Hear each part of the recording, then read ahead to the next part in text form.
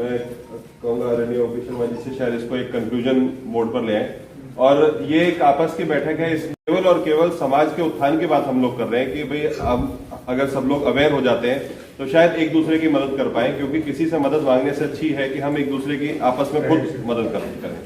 तो उसी उद्देश्य से इस बैठक का आज आयोजन हमने किया था और मैं शर्मा जी से कहूँगा कंक्लूड करते हैं। उससे पहले मैं 2 लाइन आपको ये कहूँगा कि एक जैसे सभी बार ये बात हो रही है कि सबको कुछ करना चाहिए, तो एक रामधारी सिंह दिनकर जी की कुछ पंक्तियां हैं कि समर शेष है नहीं पाप का भागी केवल व्याध, जो तटस्थ है समय लिखेगा उनके भी अपराध।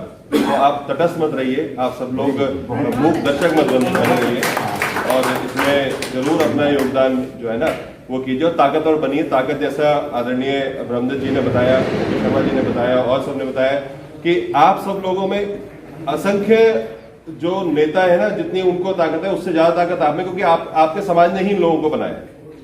तो ताकतवर आप हैं। आप ऐसे भीगी बिल्ली की तरह बनकर मत समाज में घुमा कीजिए कि आपको कोई भी कुछ कह जाए।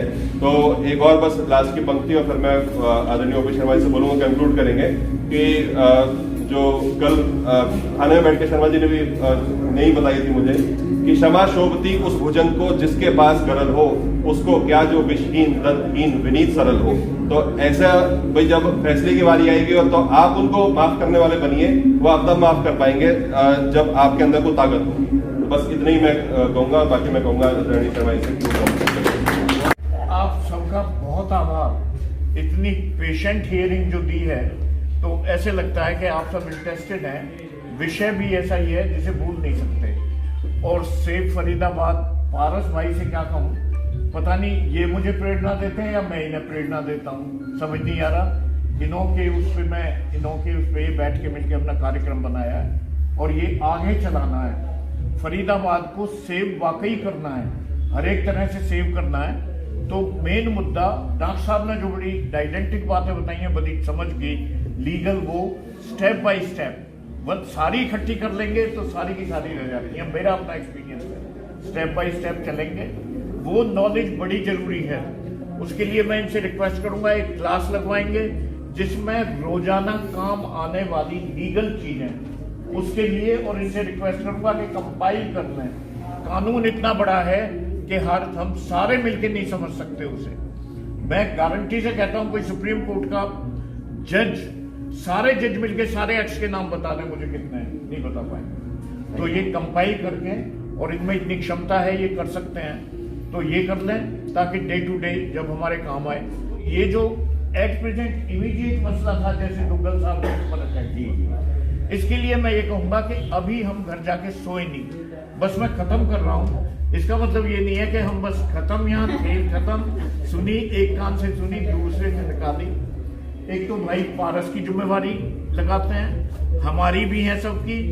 आप भी अपना वॉलंटियर करें, नाम आज ही बता के जाएं। बहुत सी सोसाइटियों से, जैसे आपके लिंक है, इनके नहीं है, मेरे नहीं है, इनके हैं, तो वहां से जो एक्टिव आदमी, जरूरी नहीं है प्रेसिडेंट सेक्रेटरी हो, ये कोई जरूरी नहीं कि बड़े ही लीडर हों, एक्टिव आदमी हो, वो कार्यकर्ता हम आप खोजना चाहेंगे तो 1000 निकलेंगे, नहीं ढूंढना चाहेंगे तो घर बैठे लिए कुछ भी नहीं है, मिलेंगे।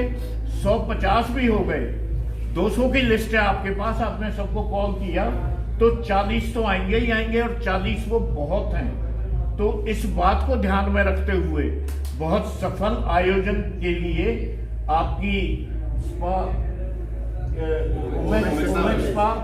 एग्जीक्यूटिव को विकास मदान जी जो पूरा सारा मैनेज किया जी, और उनके आपको बहुत बहुत आपका आभार और धन्यवाद। गुलिया जी आए हैं, इनका भी, सभी का आपका बहुत, मैडम ने भी बहुत अच्छी अच्छी बातें बताई हैं। तो हमारी सेक्रेटरी साहब भी और दिनेश जी भी सारे हमारे लकड़पुर से साथी आए थे, अमित शर्मा जी।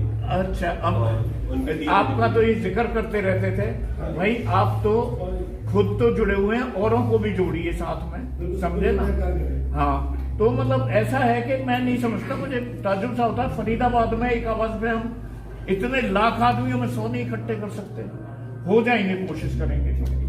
और फिर ऐसे हालात हम नहीं चाहते जैसे दुग्गल साहब पे हुआ या भाई ब्रिजमोहन पे हुए, ऐसे दोबारा हो, इनकी कोशिश नहीं होनी। किसी पे एक बात मैं कहना चाहता हूं, किसी पे अननेसेसरी दबाव प्राइम मिनिस्टर भी डालता है तो मुझे बताओ, मुझे कोई दिक्कत नहीं होती, मैं जेल में आता कोई भी डाले मैं खड़ा हूं। वहां भी इनके सामने सब जगह, थाने में भी भाई ब्रिजमोहन पे तो इतना सा बता रहे थे मंत्रियों के दबाव आ रहे हैं, मैं कहा कोई नहीं चलेगा, बाहर का सुन के सब रह जाते हैं पीछे, दबाव किसी पे नहीं होने देंगे। और ये राजीनामे की बात ये खत्म करो जो, क्योंकि वरना ये बढ़ती जाएगी। तो इसके साथ बहुत बहुत मैंने टाइम लिया, आपका फिर से बहुत बहुत आभार। जय हिंद। जो है इवन हम में से 50% से ज्यादा शायद लोग हैं जो जिन्होंने कमल को बटन दिया, दबाया, वोट दिया। तो ज्यादा ही हो गए, ठीक है सर। इंडिया में 3rd विनिंग पोजीशन में है हमारे मंत्री जी कृष्णपाल जी। तो कहीं ना कहीं एक तरफा जो है उनकी तरफ प्रचंड बहुमत से जीत थी और करारी हार थी जो है उनके पोजीशन में, और आगे भी हम चाहेंगे। लेकिन कुछ टाइम से कुछ अनदेखी चीजें की जा रही है, चीजों पे ध्यान नहीं दिया जा रहा। तो हम तो यही रिक्वेस्ट करेंगे पत्रकारों के माध्यम से भी, मीडिया के माध्यम से भी, कि आगे भी ध्यान दें और जो ये माहौल जो खराब हो रहा है खासकर इस शहर में, इसको बना सकते हैं, वो पावर में है, काफी अच्छा कर सकते हैं। राजेश जी भी कोई ऐसी बात नहीं है, अच्छे आदमी है, लेकिन कई बार क्या होता है कि भावुकता बह जाते हैं, प्रेशर में बह जाते हैं, प्रेशर में आ जाते हैं। लेकिन उनको यही तो नहीं आना है। अब उनको देखना ये है कि आगे जो वोट बैंक है, जो ग्रेटर फैजाबाद बढ़ता हुआ है, अगले 2 साल में मुझे लगता है यार 40-50 हजार आदमी और आके रहने लगेगा। रोज यहाँ पे 150 पौने 200 रजिस्ट्रियां डेली हो रही है। पूरे फरीदाबाद में 75 रजिस्ट्रियां, यहाँ पौने 200 170-180 रजिस्ट्रियां हो रही है सर। टिकाम तहसील में, फरीदाबाद तहसील 2 डिवाइड रोडों में ये उसमें बटा हुआ है बाग में। तो सेक्टर 12 से लेके उधर वाला जो एरिया वो उसका फरीदाबाद तहसील लगता है, इधर वाले में टिकाम हमारी तहसील लगती है। तो मैं तो यही कहना चाहूंगा कि हम किसी का अगेंस्ट नहीं है। कुछ चीजें जैसे है कि एक हम देख के पर्टिकुलर की अपनी जाति को या उसको समाज को देख के हमें नहीं वो चीज लेनी है। हमें ये देखना है कि ठीक आदमी है, ठीक कौन है, गलत कौन है, और समाज वाले को समझाना है कि भैया आ जाओ, ठीक कर रहे हो, मेरे अगेंस्ट ये सारी दुनिया ये सारी पब्लिक हो जाएगी, क्या करोगे जब मैं आ ही नहीं पाऊंगा जो है पावर में, तभी आऊंगा ना पब्लिक के साथ। तो यही है गुजारिश हमें कि किसी पर्टिकुलर एक आदमी को ना संरक्षण देके हमें ये देखना है कि गलत क्या है और ठीक क्या है। इसी के लिए हम तो विधायक जी से भी और मंत्री जी से भी यही कहते हैं, इससे चीजें हुई भी ठीक, लेकिन अब जो पर्टिकुलर कुछ देख रहे हैं कुछ टाइम से, कुछ महीनों से जो है चीजें गलत हो रही है, उसके लिए ये हमने यहाँ जो बैठक बुलाई है। और खासकर जो दुग्गल साहब का बड़ा दुखद घटना है, मैं आपकी क्लोज कर रहा हूँ अपनी बात को। टी पॉइंट में 12-9-12 डिवाइड रोड पे जो बाईपास रोड है, वहां को गाड़ी में से पहले मारी गई होगी, उसके बाद बाहर गिरा दिया गया, फिर मारा गया है, पब्लिक आई भी थी, वो लोग भाग गए, मामला उठा, शांत हो गया, सेटलमेंट की वही जो दबाव आए। दूसरी बार फिर इनको धमकी दी जा रही है, तीसरी बार इनको फ्राइडे दोपहर को फोन आता है कि जी ये जो आपकी हियरिंग है जो मंगलवार बुधवार की 15 तारीख 15 फरवरी की, जिसको आप पीछे हट जाओ, नहीं तो आपका जो ना हंसना ऐसा होगा कि बार आप मिलोगे नहीं दुनिया में। लेकिन हिम्मत वाले हैं और हम उनके साथ हैं और आगे भी खड़े रहेंगे, और आप अपनी लड़ाई लड़ते रहिए ऐसे ही। को थोड़ा सा मैं एक्सपेंड कर रहा हूँ। होता क्या है कि जब हम गुंडे लड़ते हैं तो उनकी ना यूनिटी होती है, और जब लड़ते हैं तो फोन भी कर देते हैं, देखो तू उधर से आ जा, तू उधर से आ जा।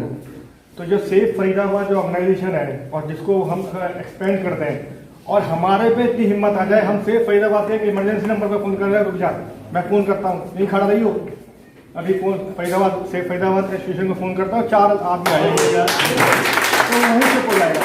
तो पिटने के बाद तो कहानी अलग हो गई, फिर तो घर में भी बहुत प्रेशर होता है कि घर वाले भी कहते हैं कि अब पिट लिया, तुम कह रहे हो शांत रहो, अपने बाप को सेटल कर लो।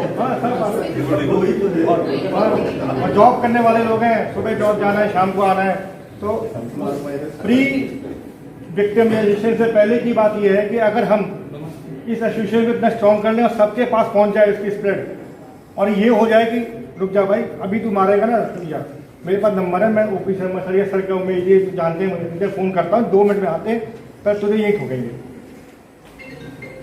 तो वो उसका डर अगर वो वहाँ क्रिएट हो गया तो विक्टिमाइजेशन वाली प्रॉब्लम खत्म हो जाएगी।